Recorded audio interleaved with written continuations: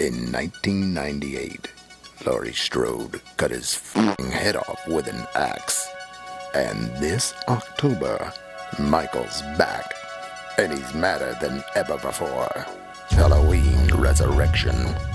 I mean, come on. We've got Busta Rhymes this time. Let the dangertainment begin!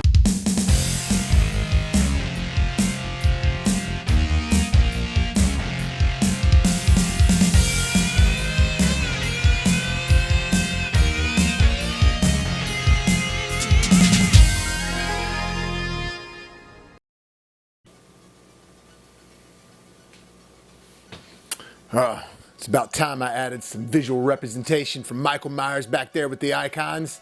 Just did that. Made that with a decal that my folks got me. What up, guys? Bobo here with BrassReel Brothers. Thanks for coming back for some more popcorns and joining me for another BrassReel Halloween. Year 3. No, we're just getting it kicked off. I hope y'all are just as pumped up as I am. So I just did H2O, and now we're finishing off with the last sequel that they did before they started into remake territory. Halloween Resurrection. Oh boy. This one is so bad that it's awesome and fun to watch. It's kind of like the Batman and Robin of the Halloween franchise. And it's one of those ones that kind of gets better the more time passes. I actually enjoy watching it more and more every time I watch it. That doesn't mean that I think it's a good one, and that doesn't mean that I think that they get things right. They get a ton of stuff wrong, but it's so much fun to watch and like make fun of while you're watching it, especially if you're with a group of friends. I mean, there are numerous drinking games you could create on this movie, which has probably already been created. It's kind of like Friday the 13th Part 5 and 8. When they first came out, everybody was just like, what the shit? But as time has passed, they've become these movies that people love watching and just to root for Jason. And there are a lot of memorable moments in those movies that people love to make fun of over and over and over. And that to me is what this movie has to offer. It's directed by Rick Rosenthal, which is actually the guy who directed Halloween 2, and I love that one. And there are a lot of similarities in this one for sure, including like specific kills and specific things that Michael does in the movie. But this one, all in all, it's a haunted house movie and it's sort of trashy. But like I said, I kind of love it because of that. It's starring a random ass cast: Bianca Kojic, Busta Rhymes, Tyra Banks, Thomas Ian Nichols, or as I like to refer to him as Rowan Gardner. Garden hoser! A young Katie Sackhoff, which I love her. I think she's awesome. I just love her personality. I love who she is in real life. And she's a good actor. But you know how like some of the other movies start off with like a pumpkin or an image of a pumpkin, or like it has the theme coming in and the pumpkin's like approaching the screen? This one straight up just shows the title of the movie and starts playing the theme song.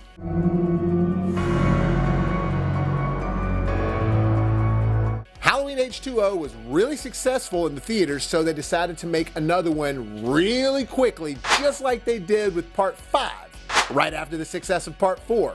But they even filmed the intro of it when they filmed H2O. And it was actually written by Kevin Williamson. The opening of this movie is actually written by Kevin Williamson. It's all weirdly credited and everything, but if you dig deep into the movie and the history of it, you'll find out all this stuff. But Laurie now is in a mental institution because what we saw at the end of H2O, where she chopped Michael's head off, turns out they backtrack. And again, they wrote this while they were shooting H2O and filmed it. They'll backtrack and show that Michael actually slipped in somewhere. He wasn't dead. He killed a cop, switched the bodies, and put it in the body bag. Anyways, the whole idea is at the very end of the movie of H2O, Laurie didn't kill Michael. She killed this poor cop. Oh my God, she killed the wrong person. Which honestly, I kind of thought was kind of cool. I kind of like that. And now that Laurie's in a mental institution, when I first saw this movie, I was like, oh, damn, they're going to roll with this.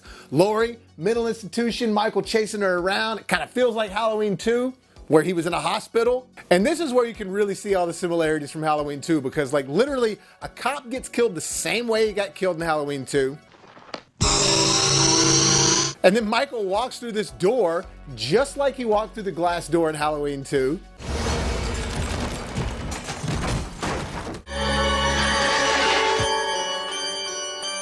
I mean, I understand using the same tactics, but literally copying your own movie, it's a little cheap. But ultimately, you have this opening of the film that's like the first 20 minutes or so of Michael roaming around this mental institution looking for Laurie. And then they have the rooftop showdown where he actually kills Laurie finally, and she gives him a kiss on the lips of the mask, which is weird. Oh, come here, sweetheart. And then after she gets killed, it immediately just jumps over into like this sort of Scream vibe again, where they're following teenagers and they're out of college and they're trying to get on this reality show that's produced by Busta Rhymes, who, man, he's a character in this one. His name's Freddie. And look, he's so annoying and so overacting that he's just adorable. Damn, you good. Shit you come up with off the top of your head, boy. Why don't you just pat yourself on the back? I can't help but love him in this movie, I'm sorry. And this is where all these random people come together and you have your group of people that get picked off in the movie. They're chosen to be on this reality show because this is at the time where reality shows were really hot and they were really starting to like jump on and people were doing the headcam shows and all that shit. But the thing is they're gonna stay in Michael Myers' house for an entire night. So the house where he killed his sister and all these other things ensued in, they have to stay there for a night. So right off, I mean, that's not a bad premise. It's just the fact that they're being trendy with it that kind of bugs me, and it's extremely dated when you watch it now because of that. Meanwhile, where we have our main group of characters now going to this house, we also have this side story of this guy named Deckard and his friend who are going to a Halloween party. They're young kids, they're like in high school, but they're all up into like internet stuff, and one of them he's all up into chat rooms and things like that. So they're just giving you that exposition for later on. And that's one of the things that's funny about this movie. They give you some exposition that leads to something down the road, but then one of the things that they try to lead to is when Bianca Kojic is trying out and being interviewed for this show, and something happens and she gets scared and she screams real loud and this glass breaks, and like they totally focus on her. The music swells up in this weird way, like that's gonna come in later. Even Freddy's just like, ooh, that's what I'm looking for. And then it never comes back into the movie. I mean, whatsoever. It's like if you're not going to use it, then just cut that part out. It was so insignificant to the film. And then later on, though, we get to see Busta Rhymes in his hotel room, and he's watching all these kung fu movies. He's talking about Chun-Li. He's like, oh, look at you, Chun-Li, smoking a cigarette. Who's better than Rock Chun-Li? Come on, whooping everybody's ass while he's smoking a cigarette. And again, leading to something later on. But for real, as a whole, I really like the fun that you have with this movie once they're in the house, because the kills are great. It looks good. It's shot well. Michael's mask is a little silly, I have to say. They put these eyebrows on there, and they made like the wrinkles in his face right there just a little too old manish. Just look at it. Again, why they always got to mess with the mask? But then just like any other reality show, they start going around in this house and things are starting to look scary and whacked out things are starting to happen. And then they realize that some of these things are props and they're set up. Made in f***ing Taiwan. But they don't realize that Michael's also actually in the house. So therefore now their guard's kind of let down, you know, because they think it's all fake. Even Freddy, Busta Rhymes, is walking around in a Michael Myers mask. That's right, Freddy is in a Michael Myers mask, just trying to scare people. So then at one point you got two Michael Myers walking around, and it's just silly the way that Busta Rhymes talks to Michael.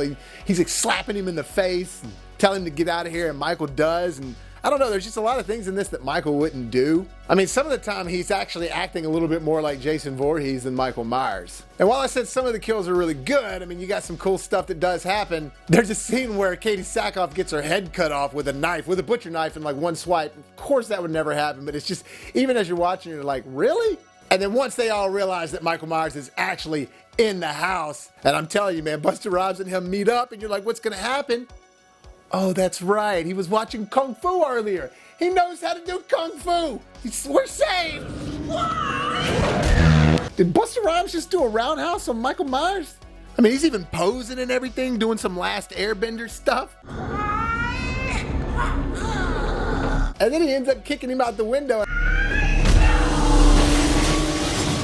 Whatever was scary about Michael Myers is not scary in this movie anymore. You're just like, oh God. This movie is the epitome of why people started making fun of horror movies in the first place. But if you're having a party at your house and you just want to toss this one on, it's a lot of fun for that. And like I said, it's got great imagery and everything in it, and there's moments to where you're really enjoying it, but then with a snap of a finger, it just turns around and it does something that doesn't make sense, or it's stupid, has nothing to do with the plot, or it's just bad acting.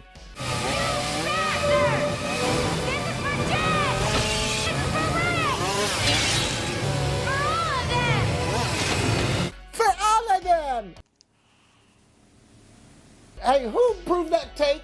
And again, just like any other generic slasher, there's no real awesome showdown or anything like that. I mean, she goes on the roof, they're climbing out windows, she's running up the stairs generically, he gets electrocuted, and in the meanwhile, the whole time, this guy Deckard and his friend that were that side story, that were like online dudes, they actually save her because she starts texting them during this live stream, because remember, it's all live, it's a reality show. And it's great to see the old school texting going on, like how old the technology was back then. That makes it extremely trendy, but even more fun to watch every time I watch it. And of course, Michael's not dead at the end, just like any other Halloween movie. But what I liked about the end of H2O is they made you think he was dead. You didn't find out that he was alive until the beginning of the next one, and I kind of liked the way they did it. It worked. This one, they just show he's alive at the end, straight up. So Halloween Resurrection, is it shitty? Yes. Is it fun to watch and put on every Halloween with your friends and just have a blast with? Absolutely. And that's why I give Halloween Resurrection a C-, just because I do think it has a lot of fun qualities about it to just put on and have whatever kind of fun you want to with it. Well, that'll do it for this review, guys. Thank you so much for clicking on this video, and hit that like button if you enjoyed it. And if you haven't done so already, hit that subscribe button so you can help us make it to the top. And as always, if life gives you lemons, make some hot, fresh popcorns.